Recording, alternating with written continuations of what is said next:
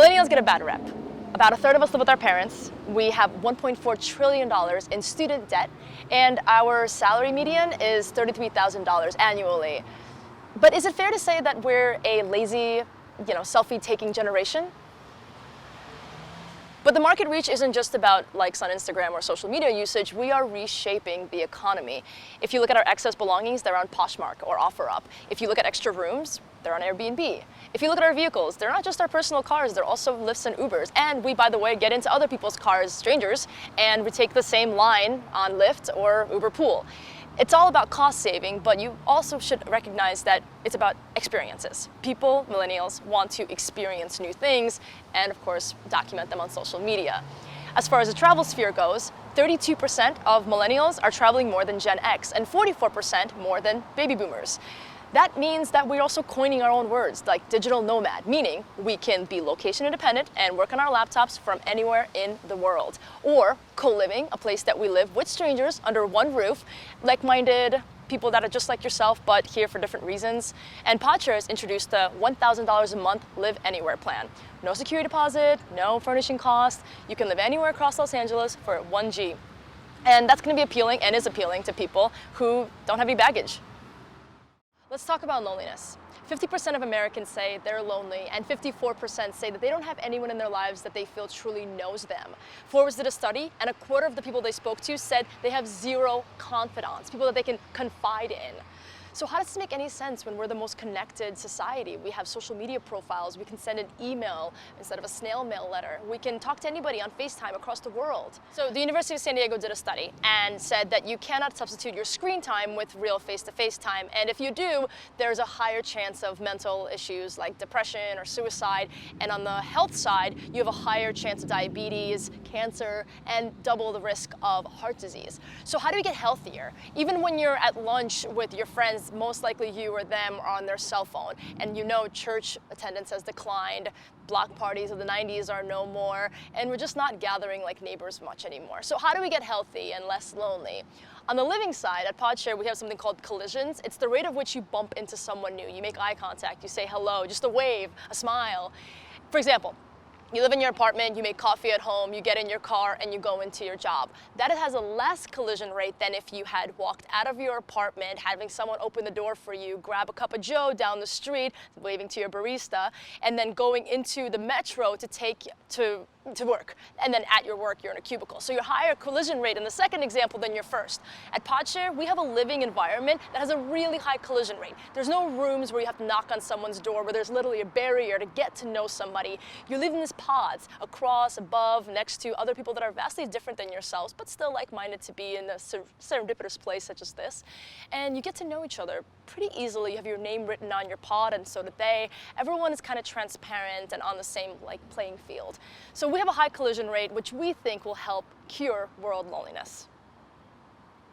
When you're moving to a city like Los Angeles, as vast and different as it is from downtown urban to Venice Beach, and you may not know a single soul here to room with, and the average rent for a studio is $1,600, a one-bedroom is $2,000, and a two-bedroom is $2,700, you have to consider first and last month's rent, a credit check, security deposit, utilities to turn the lights and the water on, and the furnishing costs. So you have to have a lot saved up just to move to this city. And again, you don't know anybody, so you're most likely looking at the one-bedroom option. And then when you want to get to know the city, the average Airbnb is $135 a night, comparable to hotels. So how do you actually get to know different neighborhoods before you commit to an annual contract and fork up all this money? Because then you're stuck in that building, and your job might be across town, and then you're commuting for an hour. So Podshare has a solution, and what we do is $1,000 a month, live anywhere. It's all shared in these pods, but you can experience anything from downtown Arts District, Hollywood and Vine, Los Feliz, Westwood, or here in Venice Beach. And it comes out to be a really affordable nightly rate with no other costs, no credit checks. And just come up and you live for $1,000, and it's a great place to find roommates. People in the past have roomied up and lived in local places in this Podshare vicinity, and still come back and visit. So try Podshare for $1,000 a month if you can't afford to live on your own in Los Angeles. A growing segment of our community are called digital nomads. These people work on their laptop remotely from anywhere in the world and don't want to commit to a location and a contract lease. So by 2025, 50% of the workforce are going to be these digital nomads. And what does the housing market look for them? The idea of having your own apartment for $365 and having to pay rent every single night there versus only paying rent where you want to be, such as a network of locations, a subscription housing model, is going to be more attractive. So if you want to work in Bali versus Los Angeles versus San Francisco, you can do so for a subscription rate, and you just pop in and out whenever you want to. As long as there's Wi-Fi, this sort of housing plan will attract digital nomads. A common question that I get at Podshare is, how safe is it? We've now been doing this for 6 years. We've hosted over 20,000 people. 87% of our pedestrians arrive solo. 49% are female. So for that solo female traveler, let me give you some information. Podshare is a lot safer than your traditional conservative hostel, hotel, apartment, because there you have a hallway and there are rooms on opposite sides of that hallway. Now imagine someone going into the room and they close that door behind them. They can do anything to you. What, are you gonna jump out of a window? Secondly, your belongings that are in that room can be rummaged through without any eyewitnesses. The way we build Podshare is they are always facing each other and there is no curtains allowed, meaning you have eyeballs on each other and your stuff, so if any drugs or guns or any bad behavior is eyewitnessed pretty quickly. You also write your name on your pods, you take accountability for your space.